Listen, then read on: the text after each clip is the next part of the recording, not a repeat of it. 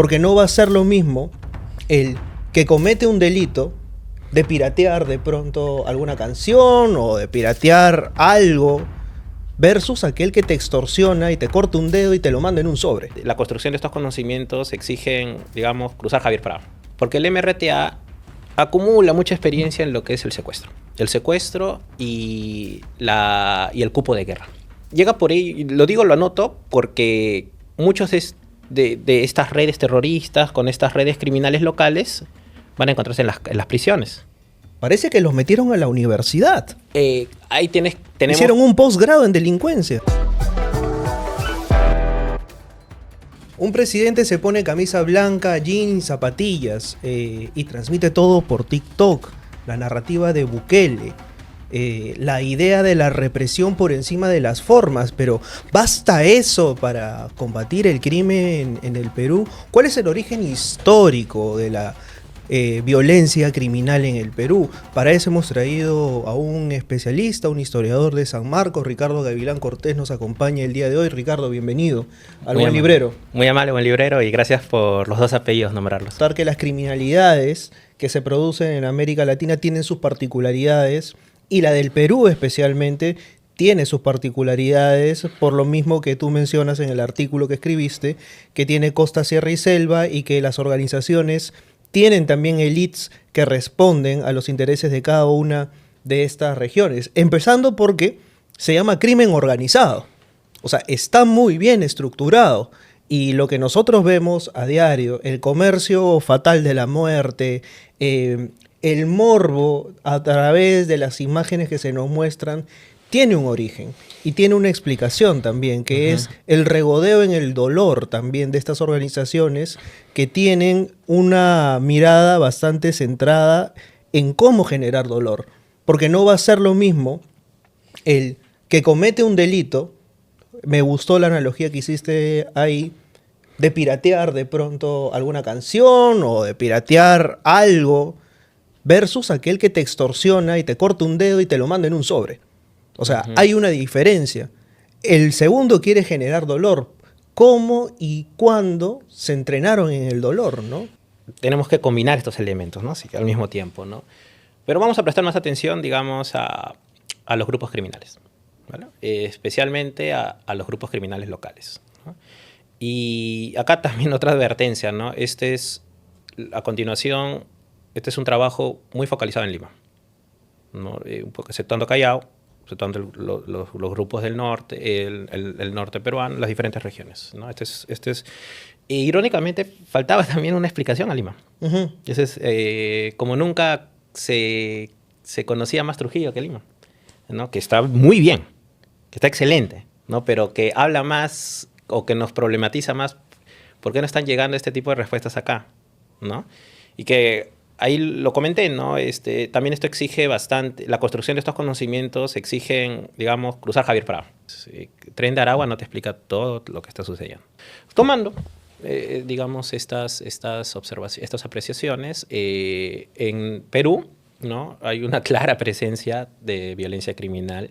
Hay un claro legado de violencia criminal, ¿no? Que, como anoto en el artículo, ¿no? Son diferentes elementos. Las economías ilegales, la zona gris de la criminalidad, las armas de fuego, cómo no, y los grupos criminales, ¿no?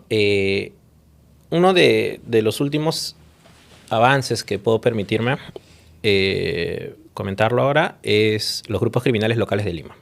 En los años 50 y 60 vamos a tener, por ejemplo, la banda de la metralleta, donde voy a ayudarme acá un poco apoyándome en estas figuras más amplias conocidas, pero ya conocemos más otros grupos, alias La Gringa, ¿no? Uno lee los extractos que por ahí ha dejado en revistas, ¿no? Las biografías de La Gringa, ¿no? Y él te va comentando, ¿no? Cómo innovan, ¿no? Llegan con cuestiones nuevas al juego, ¿no? al mundo subcriminal, ¿no? Donde él llega a usar las armas de fuego, como tal dice su nombre, metralletas, ¿no? De mayor calibre, ¿no? Más rápidas, ¿no? Y es toda una biografía la del no cómo la aprende, ¿no? Cómo como ayudante en una tienda de venta de armas, el dueño, ¿no? La gringa es de Surquillo, ¿no? Entonces también acá los lugares importan. En los años 50 no estaban los conos, lo digo como conero, ¿no? Todo por esa licencia, ¿no? Lima era muy diferente, ¿no? Estaba su zona de alta renta, su zona central vieja, ¿no? La Lima vieja. Entonces en Surquillo, barrio popular dentro de todo ello, ¿no? Emerge, ¿no? Una de las primeras expresiones de criminalidad organizada, ¿no? Con armas de fuego, y los asaltos ya eran frecuentes, no era uno romantizado, ¿no? Que nos falta conocer más sobre esta figura de los 40, ¿no? Era propiamente el delito orientado para la ganancia económica, ¿no? Y en ese, en ese desarrollo, en esa ejecución, ya se comenzaban a contar muertos por robo, un muerto con subsecuente robo, ¿no? Tatán va a estar acompañado, perdóname, Gringa va a estar acompañado de Common Baby. Common Baby también es otro personaje que por ahí está, nos hace falta recuperar mucho estos nombres, ¿no? La metralleta, 50, 60, ¿no? Bandas de asaltantes, hay que ponerles así, ¿no? Va a tener un desborde, así como poblacionalmente lo teníamos, y va a aparecer otros grupos, como siguiéndome en esta de nombres propios más conocidos, Yango, las camisas floradas, no floreadas. Digamos, si ya comparémoslo nuevamente, ¿no? Si en los 40 un golpe a un banco era el hito de muchos años, ¿no?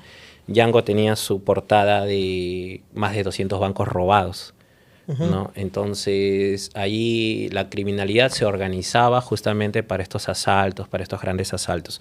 Había poca presencia de economía ilegal. Entonces, una gran pregunta acá es, ¿no? ¿De qué formas ilegales se podía obtener dinero en esta época precisa? ¿No? Entonces, 60, no tenías una criminalidad organizada local para las drogas, no tenías lo sabemos con seguridad por Gutenberg, ¿no? No tenías para la extorsión, y así se puede seguir enumerando, ¿no? O sea, podemos darles, pero sí podían haber otras cuestiones como trata de personas, contrabando, ¿no? Que tienen más larga data, ¿no? 60, 70. Esto también se sigue por las respuestas policiales, ¿no? Y en los 70 tú vas a tener del régimen militar pena de muerte por homicidio calificado, que es pena de muerte por robo con subsecuente muerte. Sobre todo estaba el fenómeno, la respuesta estaba apuntando a este fenómeno. Y violación con subsecuente muerte, pasaba mucho por ahí. Monstruo de Armendáriz es un lamentable recordatorio de eso, ¿no? Entonces, pena de muerte ante este gran desborde de bandas de asaltantes, ¿no? 70s. Luego va a llegar, ya por esos años, dos diferentes innovaciones que se ha podido allí identificar mejor, ¿no? Una las va a traer representadas nuevamente, me ayuda a provocar, a no complejizar la imaginación con el público, ¿no? Loco pero Chena es otro nombre que va a aparecer en los inicios de los 80, que va a innovar con respecto a asaltaban casas, ¿no? Y él lo menciona. ¿Por qué tenemos que esperar a que se vayan del hogar, el hogar vacío, ¿no? Metámonos dentro. Más bien, dentro ellos ya saben dónde está la clave de la caja fuerte, dónde se ubica, nos facilita todo, ¿no? Secuestro. Esa es una línea desde la criminalidad local. Pero en los 80s, ¿no? Además de grupos criminales, aparecen grupos terroristas, ¿no? Y acá hay una atención o una profundización más hacia el MRTA. Porque el MRTA acumula mucha experiencia en lo que es el secuestro. El secuestro y el cupo de guerra.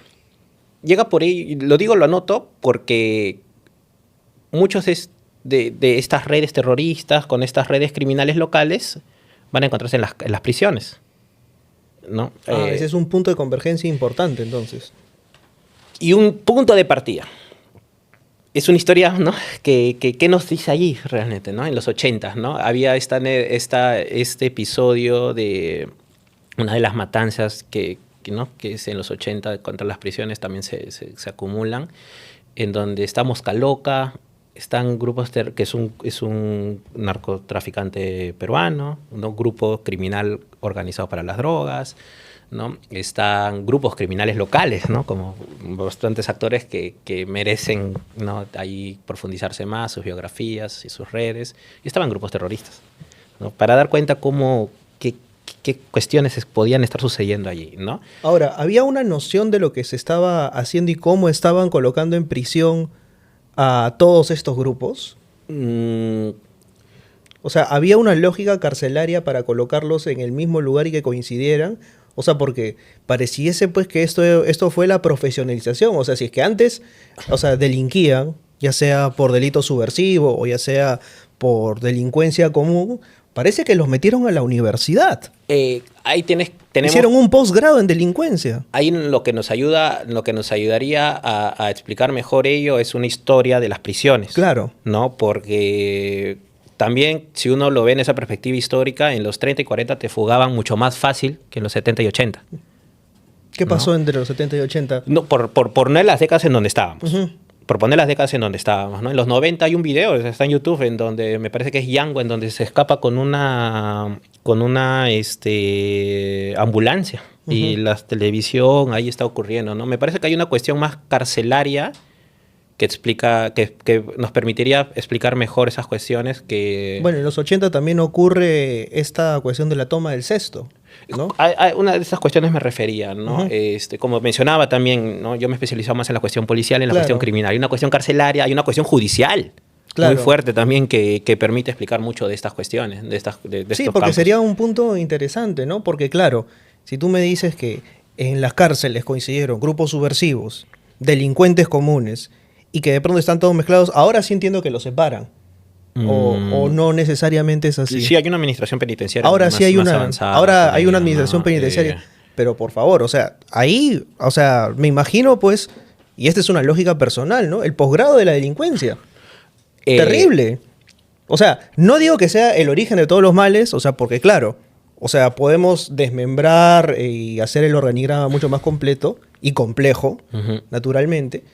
Pero tremendo, ¿no? En realidad, las prisiones de Latinoamérica sí hay fuertes resultados de investigación, ¿no? En donde nos alertan cómo hay de una autogobernanza, ¿no? Un autogobierno por parte de poblaciones carcelarias, entiendo en unos estudios ahí que he podido leer de Máximo Soso, una cogobernanza, ¿no? Entonces...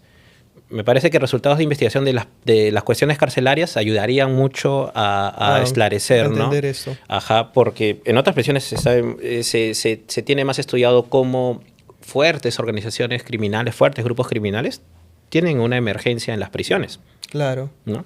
Continuemos entonces hablando de los 90, ¿no? ¿Qué pasó en los 90? En los 80, cerrando este tema, ¿no? Entonces vas a tener... de la propia criminalidad local tiene este linaje, ¿no? Tiene estas conversaciones acumuladas, tiene estas biografías acumuladas que se encuentran dentro de las prisiones como las calles, ¿no? Entonces, tampoco bajémosle el volumen a las calles, ¿no? Que es uno de los lugares para aprender bastante, ¿no? De este aprendizaje social. En los 80, esta criminalidad local, loco-perochena, ¿no? Y van a aparecer grupos criminales de extorsión, ¿no? Van a estar los Retacos, van a estar los Sánchez Bedón, muchos nombres que se van a repetir en los 2000. ¿Los injertos son del 2000 o son...? En los 90, muchos de estos nombres como destructores, injertos, van a ser más acuñados en los 90, ¿no? Los injertos ahorita llego, es toda una historia que permite esclarecer ese uso de los nombres de grupos criminales, ¿no? 80s entonces tienes diferentes actores, diferentes grupos, además de los criminales, ¿no? Y uno de ellos como mencionábamos, ¿no? Se ejecutó más lo que es el secuestro extorsivo, porque aquí en el cupo de guerra ambos grupos lo hacían, pero el secuestro extorsivo es más característica propia del MRTA. Eso es lo que he ido poder se ha ido recopilando, ordenando, ¿no? Vas a tener la cárcel del pueblo, ¿no? Es una prisión que se descubre por acá, me parece, en donde el MRTA tenía secuestrado a muchos empresarios, ¿no? Y tenían sus cuadernos, ¿no? Todas estas cuestiones, ¿no? Las desarticulaciones llegan por medio de verdadero trabajo policial, trabajo de investigación criminal, trabajo de inteligencia, es otra historia, ¿no? Pero, ¿qué ocurre cuando hay una desarticulación efectiva? Se los canea, ¿no? Y propiamente a los grupos criminales, como habías advertido, los destructores se le llamó a un grupo que en el año 92-93 fue desarticulado, ¿no? Y uno de los grandes hitos fue el mayor grupo criminal, el grupo criminal con el mayor armamento encontrado de toda nuestra historia. Fuertemente armado, ¿no? Entonces, pero luego vas a tener que muchos de estos actores te van a decir, nosotros nunca nos llamamos destructores. Nunca existió los destructores, ¿no? Éramos grupos de 2, 3, ¿no? Que cuando coincidíamos, ¿no? por visiones que encontraban, ¿no? Laburos que se hacían, ¿no? Quedaban 4 o 5 ejecutando. Y uno quizás allá, 2 allá, ¿no? Luego había otro tenía la visión, porque esto no es necesariamente que tienes un grupo, un liderazgo ahí, cabecilla, ¿no? Otro tenía esta otra visión y nuevamente, ¿no? Los sujetos se agrupan, ¿no?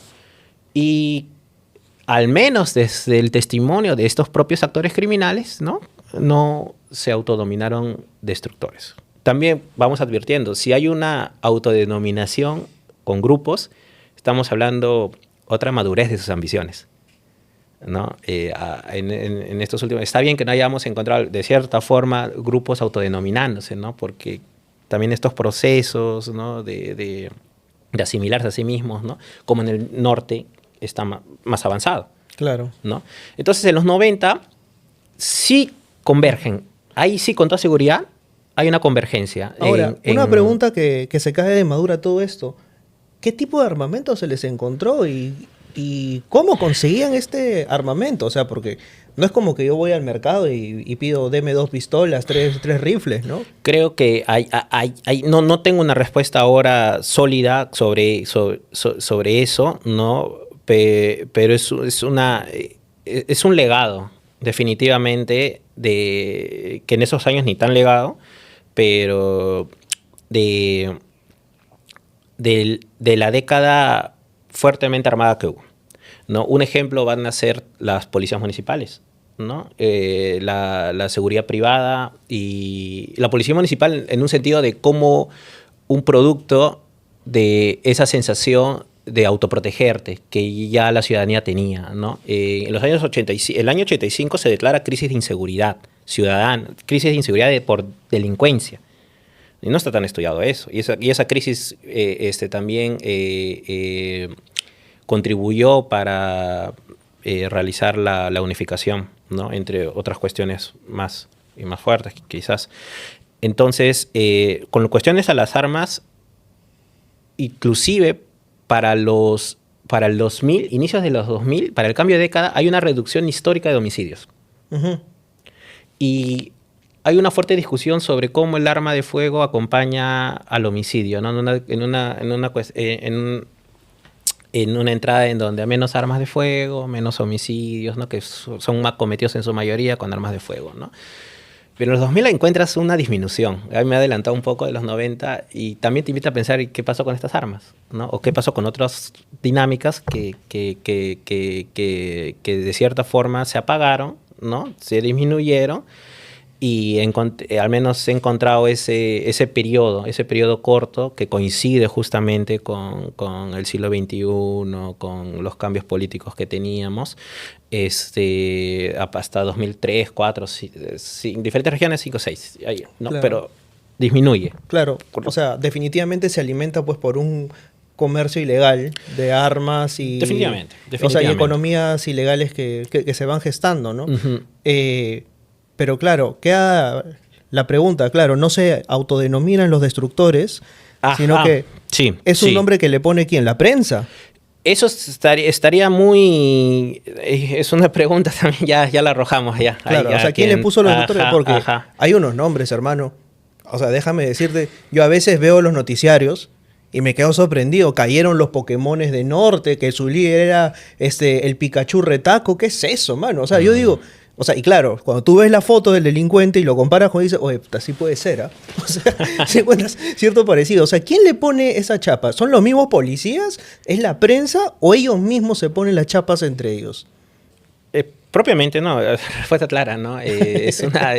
Sí, yo sé que esto escapa del estudio mismo, ¿no? Pero sí, es como que una curiosidad que siempre me, No. siempre me he tenido, ¿no? Yo podría saltarse que no es tampoco monopolio de voces policiales dentro de todo un sistema judicial, ¿no? Entonces, de muchos actores, ¿no? Hay apodos ahí o etiquetas que sí, no los puedo comentar, pero sí van de un grupo hacia otro grupo. Ah, ya, o sea, son los enemigos del grupo los que les ponen al... la No chapa. digo por eso, no digo en ese sentido, no, o sea, esto creo en otros medios puede estar respondido, ¿no? Ujú. Eso sí. No hay una respuesta concreta, entonces. No, yo sí creo que sí habría, pero lo que yo digo es que definitivamente en este periodo actual se vuelve más compleja sus efectos, Ya. sus orígenes al mismo tiempo, ¿no? Por el periodo, ¿no? Ok, quienes delinquen, entonces, ¿podríamos llamarlos elites criminales? ¿Existen las elites criminales? Definitivamente, claro. Así como hay élites informales, hay élites callejeras, hay élites criminales, ¿no? Definitivamente. Justamente para los 90, tenías que este fenómeno de secuestro comienza a realizarse desde las prisiones.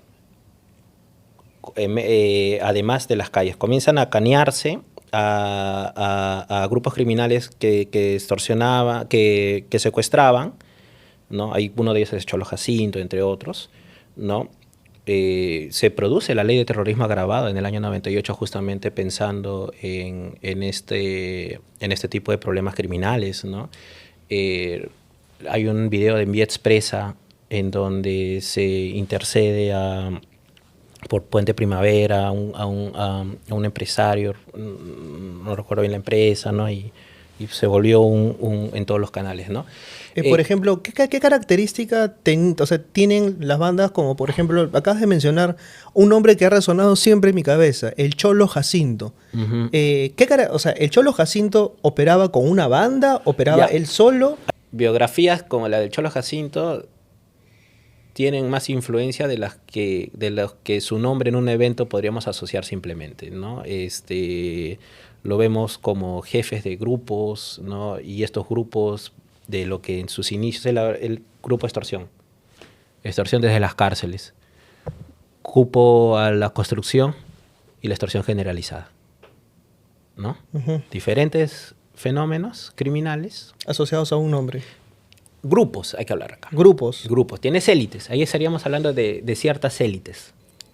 Este fenómeno de secuestros va a suceder tanto por grupos criminales locales en las calles como en las prisiones. Cuando se comienza a canear, comienzan a ver teléfonos celulares, comienza a realizarse desde esos momentos, desde esos lugares, ¿no?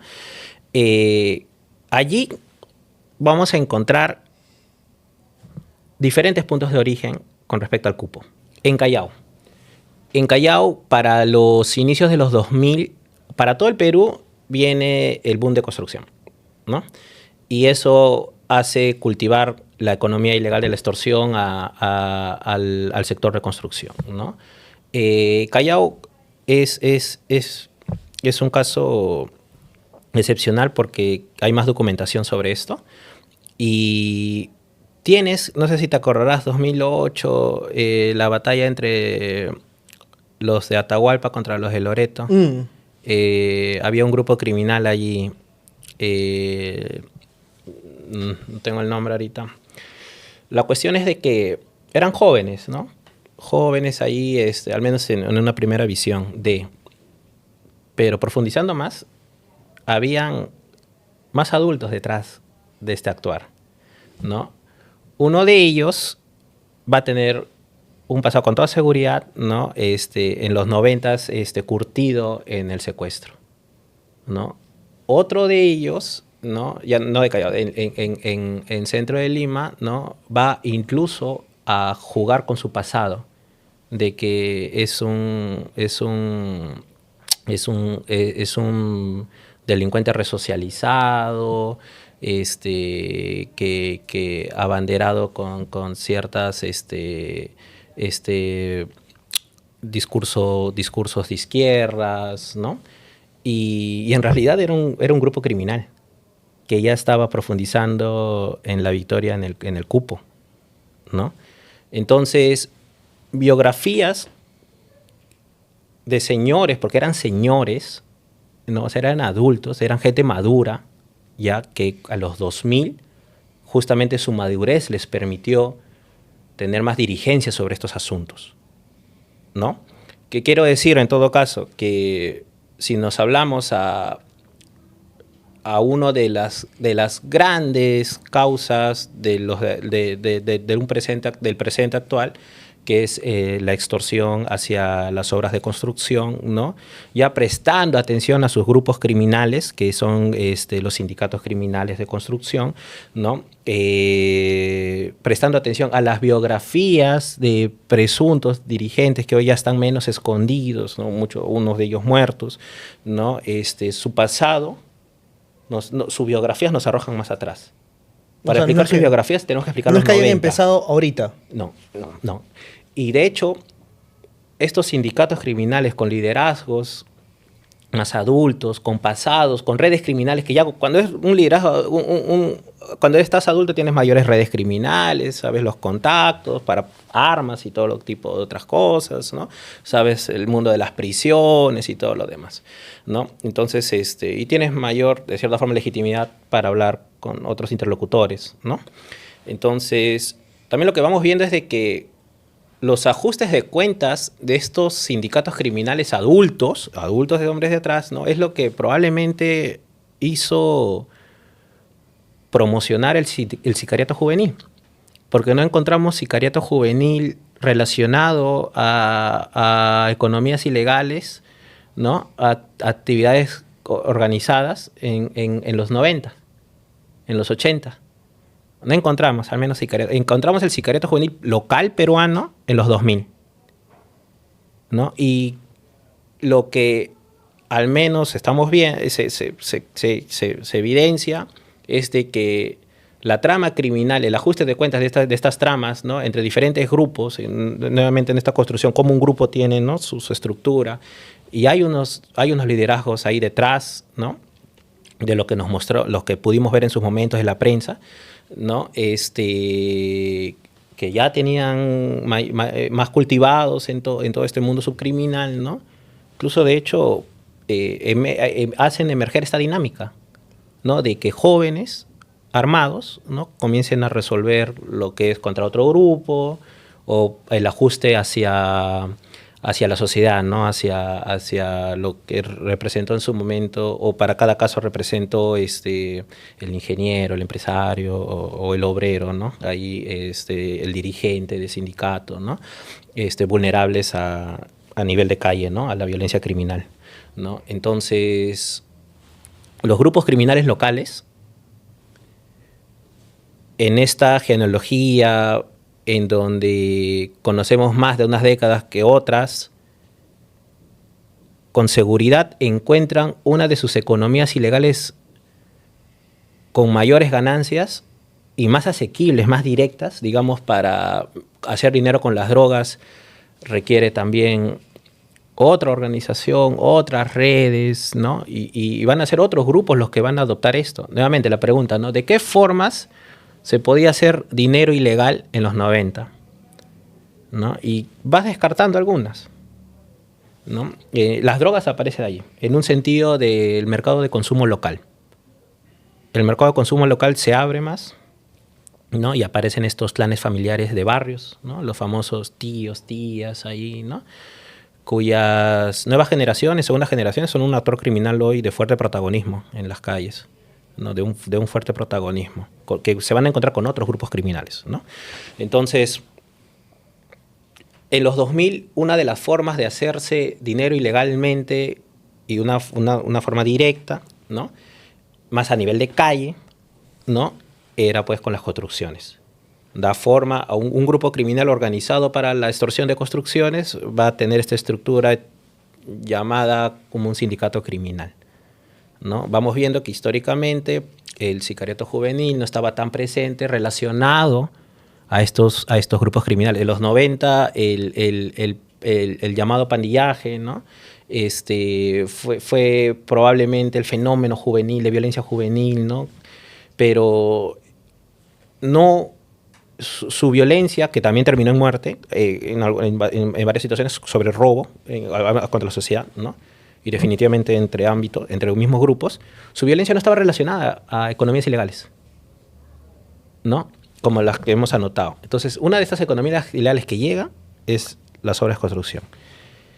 En Lima y en todo el Perú. La extorsión, ¿no? Mediante... La extorsión. Entonces, vemos cómo el cupo per se, ¿no? Con la construcción ya va teniendo mayor... Su control lo va teniendo grupos criminales. El cupo en los 80 lo tenían grupos terroristas, ¿no? Por cupo de guerra y todo lo demás, ¿no? Entonces, y si nos vamos más atrás con el fenómeno del cupo, disculpa ahí por estar alargando, ¿no? Digamos, el cupo en sí es un fenómeno que Charles Tilly hay algo que abrió cajas de Pandora, ¿no? Sobre cómo la extorsión del crimen organizado también es una característica histórica de la construcción de los estados, ¿no? Porque el estado que comienza a Charles Tilly, ¿no? En su construcción, ¿no? Por los impuestos, ¿no? Y cómo va gestionando esos impuestos, ¿no? Mediante la fuerza presencia armada, la promesa de la protección y más, ¿no? En la independencia tienes a José Faustino Sánchez Carrión carteando, ¿no? Ya como ministro, ¿no? Diciendo a tal pueblo, ¿no? Ellos no tantos cupos de guerra, no por lo que han apoyado la causa. En cambio, a este otro pueblo sí. No, necesitamos mayores cupos, el cupo. ¿No? El cupo como impuesto, eso de Charles Tilly, ¿no? En la guerra, en la ocupación chilena, también estaba el cupo, ¿no? Pero esta vez, digamos, en Independencia lo tenían las corrientes libertadoras, pues, bajo una lógica de construcción del Estado, de un Estado moderno, ¿no? En la ocupación chilena era una pena, ¿no? Como lo diría Carmen McEvoy. Claro. Pero un castigo, ¿no? Que financias la ocupación. Claro. ¿No? Era ello, ¿no?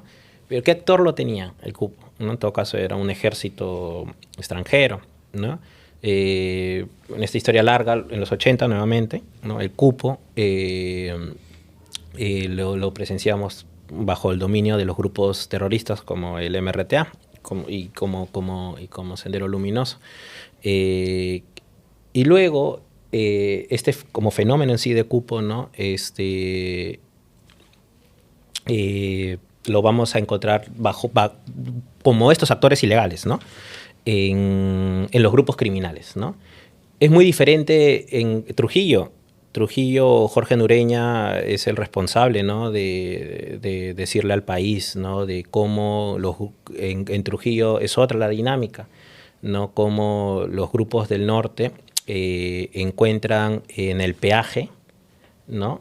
el transporte pasando por esa zona peligrosa, ¿no? La emergencia de ese cupo extorsivo, ¿no? Luego ese pago por el permiso se transforma en que los transportistas se quejaban, ¿no?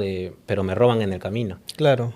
¿No? Y se transformó en protección. Es una suerte de bandolerismo transformado. ¿A quién te refieres como bandolero? Claro, los bandoleros... ¿A quién tienes en mente? Claro, o sea, me imagino, por ejemplo, a Viva Luis Pardo, y cómo los bandoleros asaltaban a los que iban de camino y básicamente los prácticamente cogoteaban, aprovechándose básicamente que los caminos estaban Sí, sí, justamente por vacíos, eso ¿no? una de los inicios de de las policías es el cuidado de caminos, ¿no? Lo decía porque David Velázquez, uno de mis maestros, toca mucho esto de los bandoleros en el siglo XIX y hay un grupo de bandoleros en donde toman todo un pueblo de Cajamarca, ¿no? Y esa es casi una gobernanza rebelde, Claro, y no es es otro más, fenómeno. existía en Cajamarca el llamado bandolerismo terrateniente. Ujú, Es ujú. decir, que ocupaban tierras y eran justamente los bandoleros quienes traficaban con estas tierras. El tráfico de terrenos es otro ejemplo Sí, de economía sí, sí. ilegal. Muy O sea, normalizado, tenemos lamentablemente. ahorita la minería ilegal, también es otro ejemplo de economía ampliamente ilegal, que colinda también peligrosamente con el poder y con cadenas de favores. O sea, porque cómo rayos se mete una draga de 2 toneladas en medio de la selva, ahí tiene que haber definitivamente una cadena de favores que lo precisen, una cadena de corrupciones. ¿Cómo Eso, es que algunas bandas criminales obtienen dinamita para ujú. hacer sus extorsiones? Probablemente, no estoy diciendo que sea así, esa dinamita venga de la minería ilegal también, ¿no? El esfuerzo acá era cómo vamos conociendo mejor uno de estos elementos, ¿no? Que eran los grupos criminales, ¿no? Y cómo incluso su historia secreta de estos grupos criminales, al menos llegando ya a los 2000, ¿no? Hubiese deseado de verdad ser más detalloso con estas últimas décadas, ¿no? Pero cómo nos ayudan a explicar mucho de la emergencia del sicariato juvenil, cómo nos ayudan a explicar mucho de la presencia territorial a nivel Por de las ejemplo, limas. claro. O sea, no porque, a ver, si nosotros hablamos de sicariato juvenil, se nos viene a la mente automáticamente Gringallo. Ujú, O sea, como un hito. Decimos, ok, Gringallo fue quizás uno de esos primeros nombres que se nos vienen a la cabeza algunos cuando hablamos de sicariato juvenil. ujú. Pero también hoy vemos que hay una responsabilidad tácita de de la población que le atribuye esto a la migración venezolana. ¿Qué Ujú. tanta responsabilidad directa hay de la migración venezolana con la expansión de la criminalidad en Lima? En Lima, Sí, claro, porque hay una respuesta del norte, sería Mira Trujillo, claro. ¿no? Gringallo era de Y Trujillo, la historia es del de norte. Trujillo desde los 2000, digamos. Acá hablábamos cómo el contacto con la extorsión de construcciones se permitió apropiarse del cupo, ¿no? A grupos criminales locales, ¿no? En cambio, en Trujillo fue otra la historia, ¿no? Su visión de ellos fue a partir del peaje, del transporte, ¿no? Ya eso es una extorsión expandida, ¿no? No es focalizada necesariamente. Ya estás hablando de que su daño se siente el impacto social, ¿no? Y después de eso es que llega la construcción, entendería, digamos, como mayor Una economía consecuencia. ilegal y todo lo demás, ¿no? Vas a tener acumulado de ello, ¿no? La extorsión va a ser la más local. Deborah Yashar lo llama una microeconomía ilegal, ¿no? Anoto ello porque la crisis migratoria venezolana va a agudizar, va a expander la trata de personas y va a agudizar la extorsión generalizada, ¿no? Va a agudizar la extorsión generalizada. Ya los grupos criminales que se exportaron desde Venezuela ya habían superado bastantes fases anteriores, ¿no? Y ya se encontraban en otra fase. Ya tenían un sentido claro del gobierno de sus víctimas, ¿no? Uno de ellos mediante la extorsión generalizada, ¿no? Eh, Acá nos ayuda bastante la extorsión porque ya para los 2010 ya vas viendo casos de stickers en San Juan del Lurigancho. Hablábamos de la Victoria. O sea, y esto es anterior a la migración venezolana, hay que Estamos precisarlo. hablando stickers. O sea, Claro. ya estás, hay otra lógica ya de apropiación de este mercado ilegal, ¿no? Hace un rato mencionaba de los nombres, ¿no? Ya cuando hay esta subcultura más cuajada, cristalizada, no es porque hay una historia que ha pasado, ¿no? Una historia llena de muertes, llena de mucha de la zona gris, ¿no? ¿Y por qué también nos apoyamos en la extorsión como una de estas economías ilegales? Porque, como bien se anota en el texto, ¿no? Toda economía ilegal va a implicar su zona gris de la criminalidad. ¿Cuál es esa zona gris? Es el encuentro. Estos autores, Sandra Ley y Guillermo Trejo, tienen un gráfico excelente que definen esto, ¿no? Hay dos formas comunes como se han visto al crimen organizado, ¿no? Un Estado y un crimen organizado actuando de forma paralela, ¿no? En donde tienes esas apreciaciones del gobierno en las sombras, ¿no? Y hay otra en donde es una suma cero, ¿no? En donde a mayor presencia estatal, menor crimen organizado, y a mayor crimen organizado, menor presencia estatal, ¿no? Ellos proponen una mirada que es graficada por el diagrama de Venn, ¿no? Tienes por un lado la criminalidad y tienes por otro lado el Estado, ¿no? Y en esa intersección es donde se forma la zona gris de la criminalidad, ¿no? En donde se encuentran los grupos más fuertes, porque no van a ser delincuentes comunes quienes van a obtener estos contactos poderosos, preciados para las empresas criminales, ¿no? Y en este gráfico, ¿no?, vas a obtener de que dentro del Estado, ¿no?, hay microcircunferencias, ¿no?, de policía, justicia, prisión, municipalidades, todo lo que nos podamos establecer como esa presencia estatal, ¿no? SUNAT, migraciones, todo ello, ¿no? Y esa intersección captura una parte de eso, ¿no? Captura una parte. Entonces, en la zona gris de la criminalidad vas a encontrar a los grupos más fuertes. Son más fuertes porque van a estar basados en empresas criminales que les dan ganancias ganancias constantes, ¿no? Y las partes capturadas, coludidas, ¿no?, de cualquier estado, ¿no? Entonces, esa zona gris te obliga a reevaluar mucho, porque, digamos, donde tú presencies en una agencia en donde te encuentres alguna captura, ¿no?, alguna contaminación, ¿no?, mediante la cooptación criminal, es que estás viendo a un grupo criminal, a una empresa criminal en expansión. Claro. ¿No?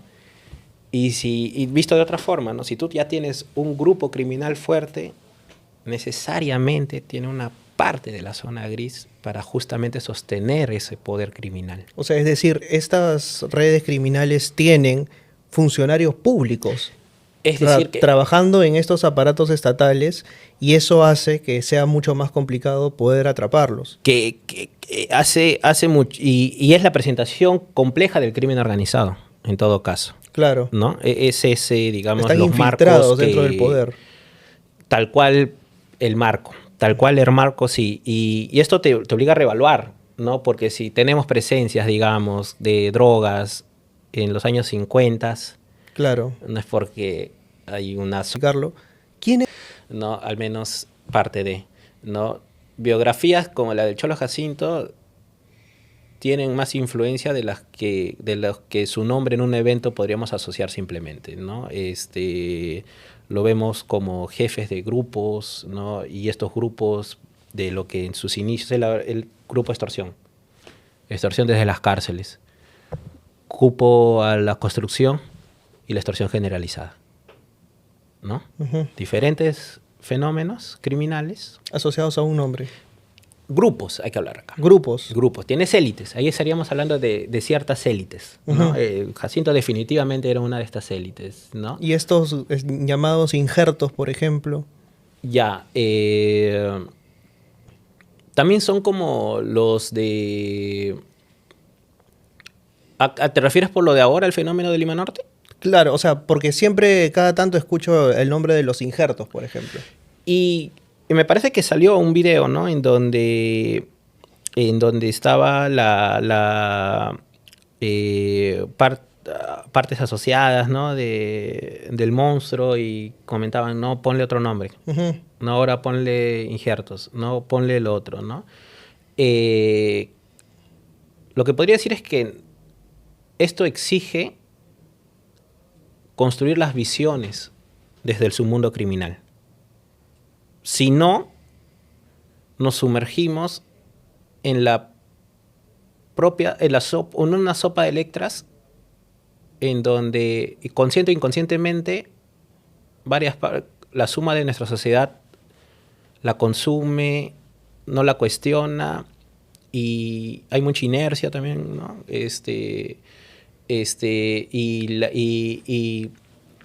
Y digamos de que no lo fortalecemos más, ¿no? Hay mucho también mediático, ¿no? Darás cuenta ahí en construir, ¿no?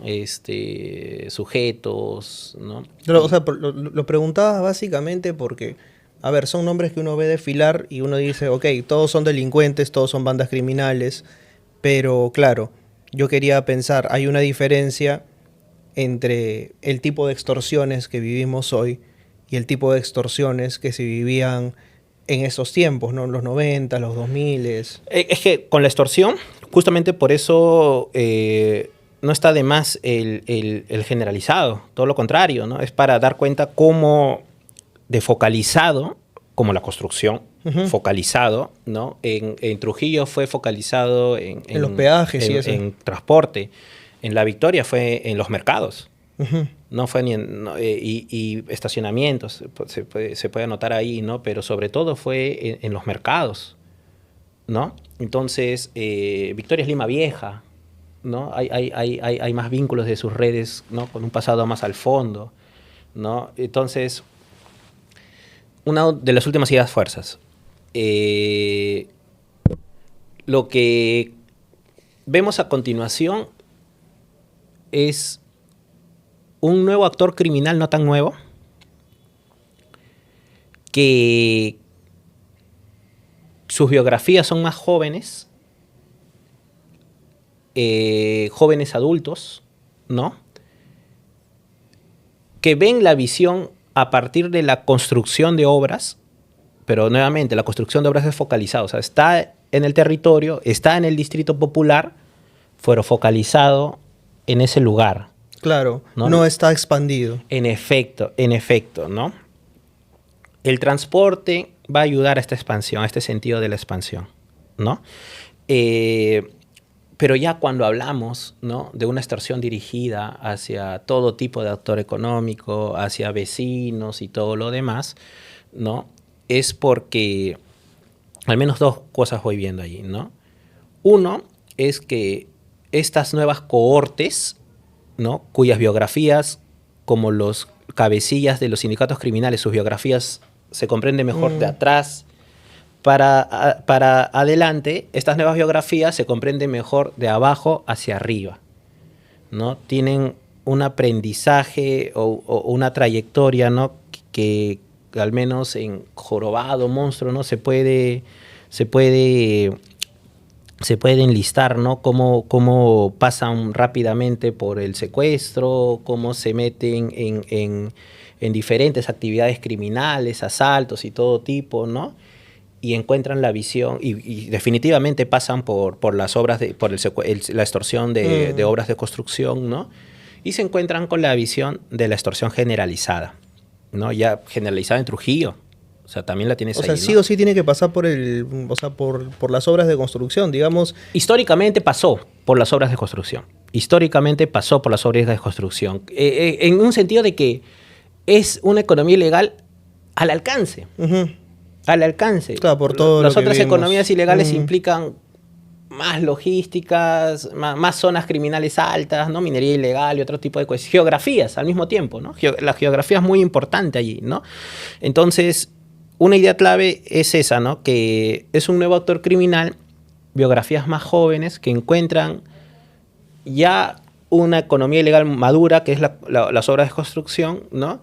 Y encuentran otras ya en expansión, y encuentran la extorsión misma en expansión. Te anotaba en La Victoria, y había comenzado por mercados.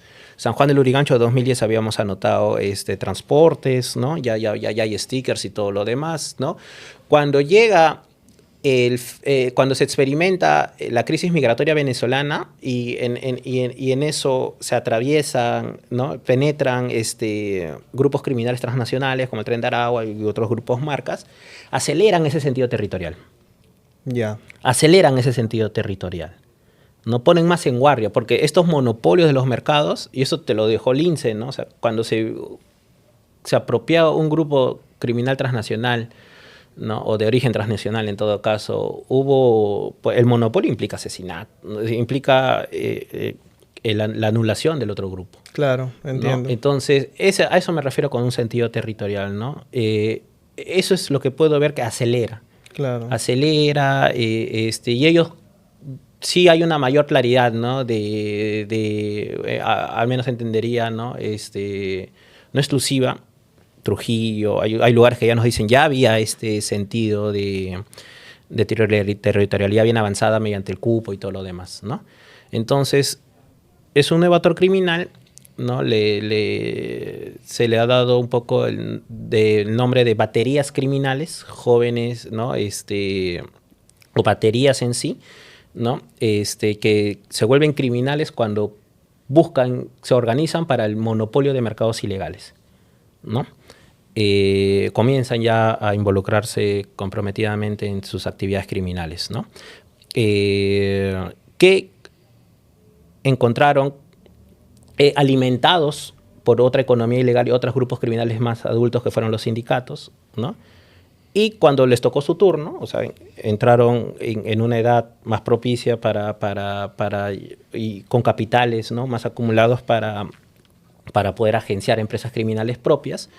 Una de esas empresas va a ser las drogas, ¿no? El mercado de consumo local de drogas, al mismo tiempo el tráfico de terrenos, ¿no? Y dentro de ellas la extorsión generalizada, ¿no? Dentro de ellas la extorsión generalizada, ¿no? Entonces, claro, es un nuevo actor criminal sumado a otros actores criminales, ¿no? Que propone una economía ilegal, se busca adueñarse de una economía ilegal, ¿no? Que convive con muchas otras economías ilegales, con sus propios grupos criminales, zonas grises, élites criminales, y a la que le sumas al mismo tiempo presencia que había, pero no a ese nivel, no en esa economía ilegal, no en esa presencia urbana, ¿no? De grupos transnacionales como los que vinieron de Venezuela, ¿no? Porque transnacionales los vamos a encontrar en la selva peruana, en el norte peruano, ¿no? Y con mayor antigüedad, creo yo, que claro, la crisis migratoria, ¿no? Por los grupos criminales de Brasil, los grupos criminales del norte, y Colombia siempre ha tenido una presencia ahí, ¿no? Muy relacionada a las drogas, al mercado de sicariato, ¿no? En los 2000 y en los 90, ¿no? Un sicario en el 2000, que eran menos frecuentes, ¿no? Era cometido por un colombiano y se volvía un evento criminal de alto perfil, ¿no? Por eso hay un atrevimiento en sostener, ¿no? De que esta construcción, ¿no? Esta economía ilegal por estos grupos, ¿no? Que ya venían más maduros, ¿no? Sus liderazgos, sus cabecillas, ¿no? Hacen un caldo de cultivo, ¿no? Para el sicariato juvenil local.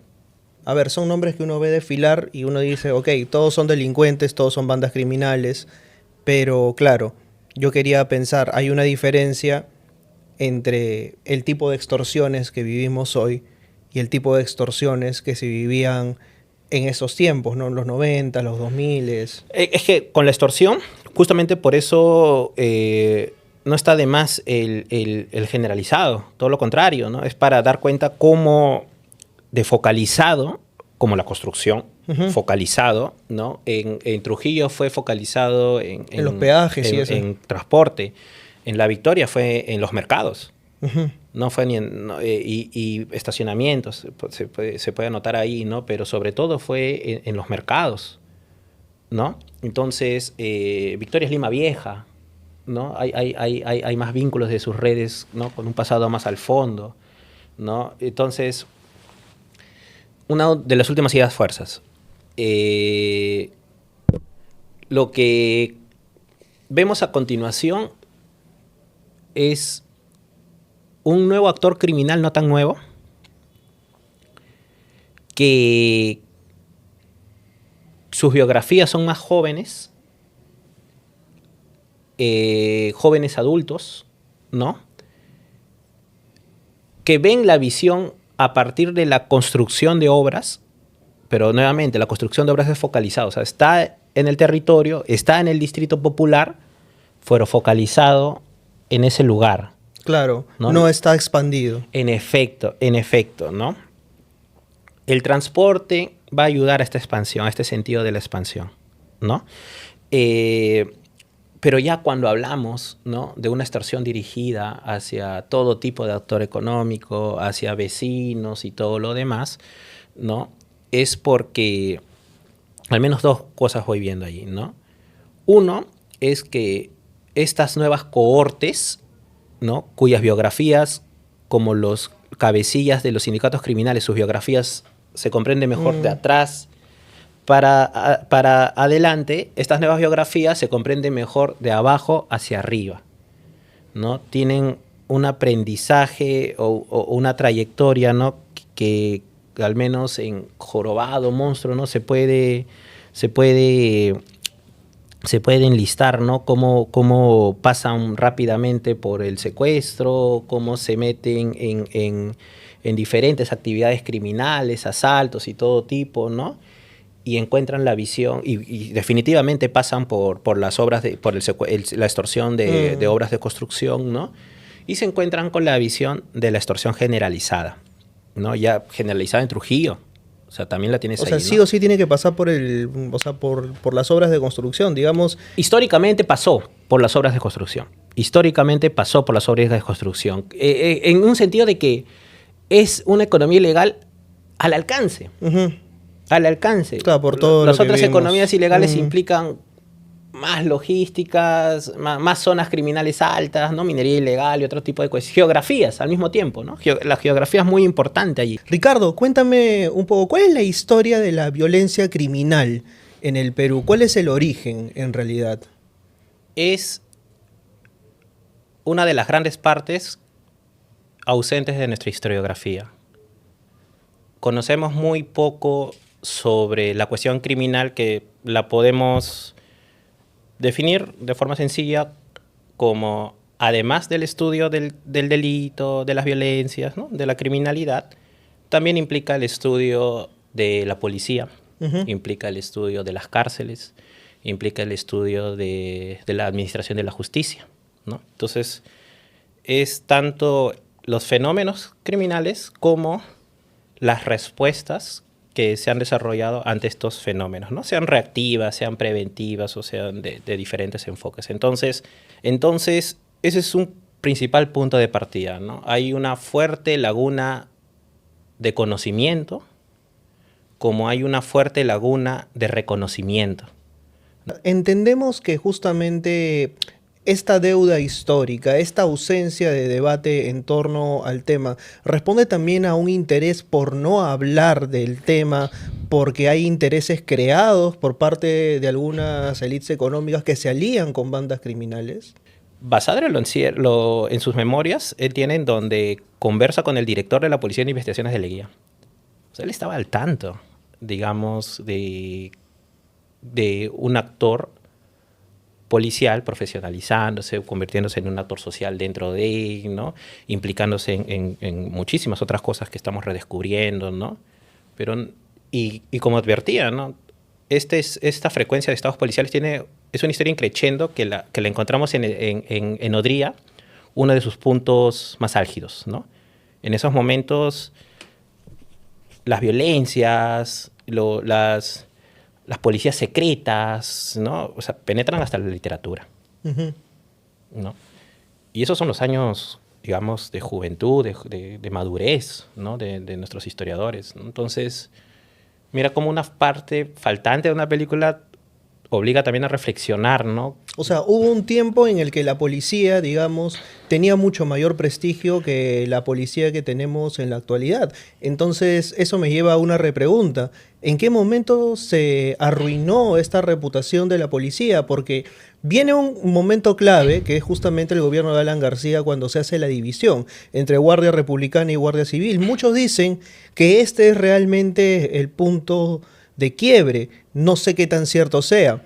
Hay otra reflexión posterior, y esta ya es una reflexión enteramente personal, y es que, a ver, si uno revisa cómo es que se forma hoy un policía, hasta hace unos años no tenían registro de CINEACE.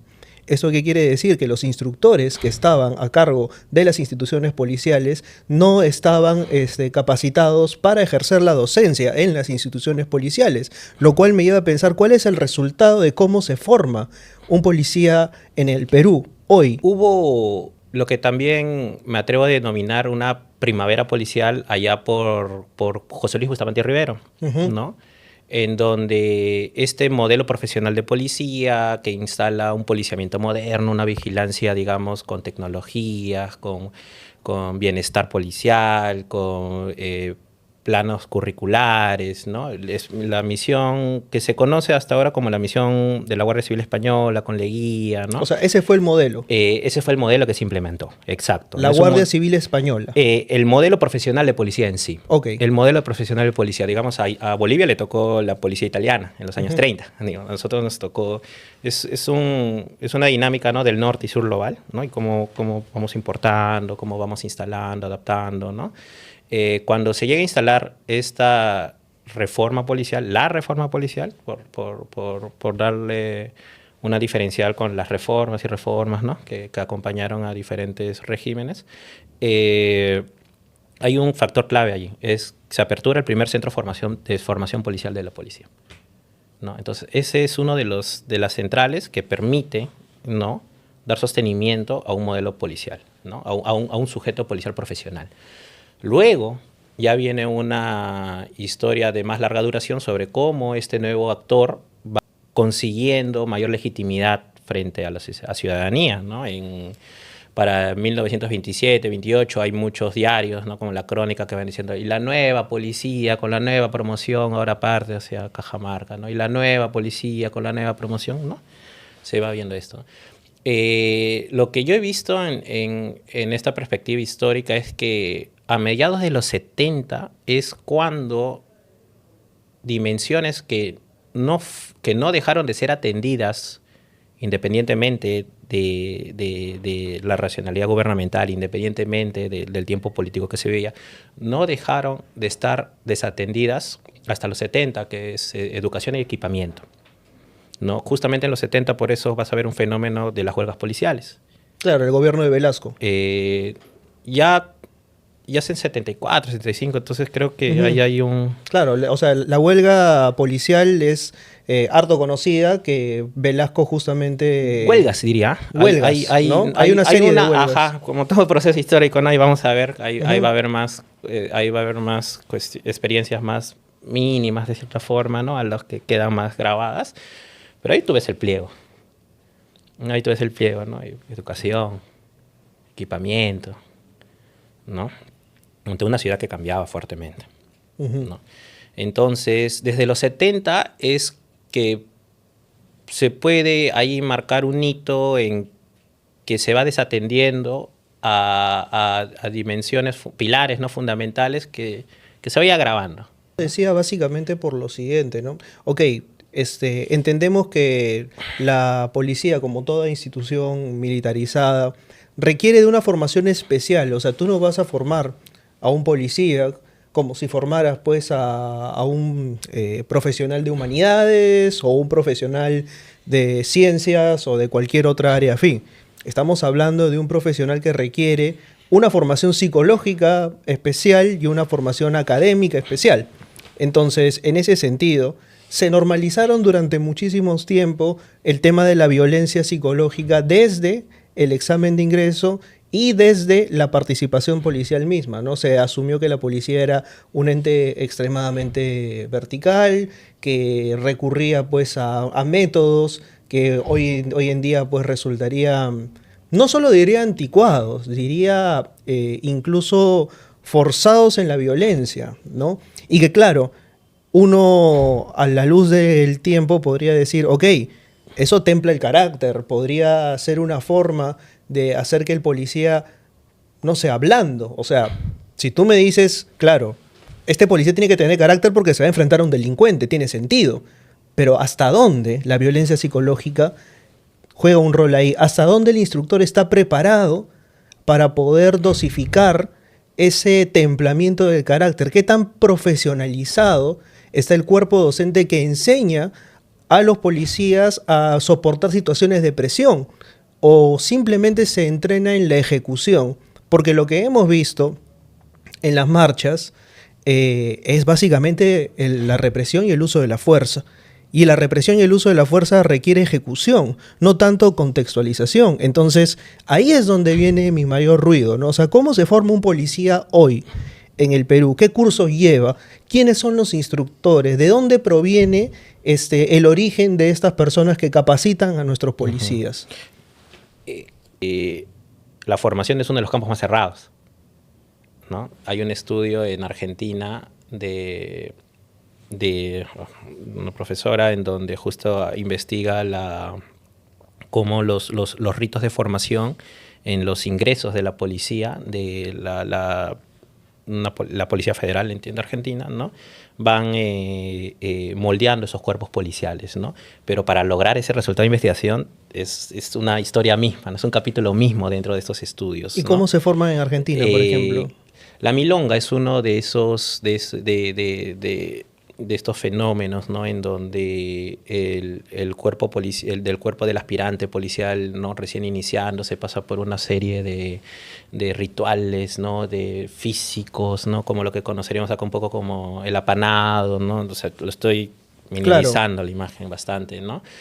Pero todo ello para indicar a sí mismo, ¿no? Que no solo va a ser una característica, lo que has anotado, ¿no? De la policía peruana, sino muy propia de América del Sur o del sur global, ¿no? Territorios que han pasado justamente legados coloniales, ¿no? Por ejemplo, este corte, y lo digo en términos de todas las policías del sur global, ¿no? Este corte de oficial-suboficial viene mucho con esta lógica, ¿no? O sea, es la lógica de la subordinación. De control, ¿no? De poblaciones, ¿no? Y cómo vas en términos sociales, ¿no? Porque una de las conclusiones a las que llegaba el otro día, porque tú me mencionabas justamente el programa de Dudas Eternas, el que habíamos tenido con los chicos, era que justamente, claro, bajo esa lógica, el cuerpo policial responde siempre a alguien que está arriba de él. Diseño muy marcado, como anoto, a propósito. Claro. Y en diversos países, y estos son resultados de investigación muy recientes. Claro. Son resultados de investigación muy recientes, ¿no? Pero, por ejemplo, o sea, yo sí percibo una diferencia ahí, ¿no? Porque, claro, si el policía peruano siempre responde a un oficial que está por encima de él, la lógica es enteramente vertical y se deslinda el principal trabajo del policía, que es cuidar a la ciudadanía. En ese sentido, siempre va a responder a una responsabilidad ulterior a él.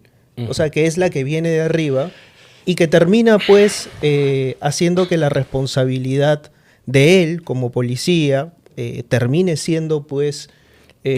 si nos vamos a esa secuencia, ¿no? De accountability, ¿no? O sea, eso va a derivar a oficinas claras, ¿no?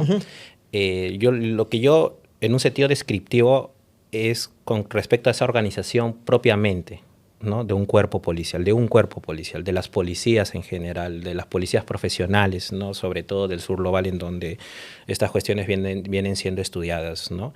Cómo para nuestro caso, que hay justamente, a eso me refiero con deuda histórica, ¿no? Debemos de conocer más justamente estos procesos de formación para hablar con mayor seguridad, ¿no? Claro. En qué fases o en qué partes, ¿no? del organismo, ¿no? Hay cuestiones no habladas, ¿no? Perfecto. Ricardo, muchísimas gracias por la entrevista, gracias por ilustrarnos un poco a propósito de este tema que siento que a muchos nos preocupa y sé que les preocupa a ustedes. Hay que ir siempre al origen, así que te agradezco nuevamente por haber venido. Agradezco tu valor, agradezco tu valentía por venir aquí y explicarnos. Y nada, estamos ahí en un episodio más, espero, la próxima semana. Así que nada, dejen su like por lo menos. Y si no, Gianfranco vuela alto. Chao.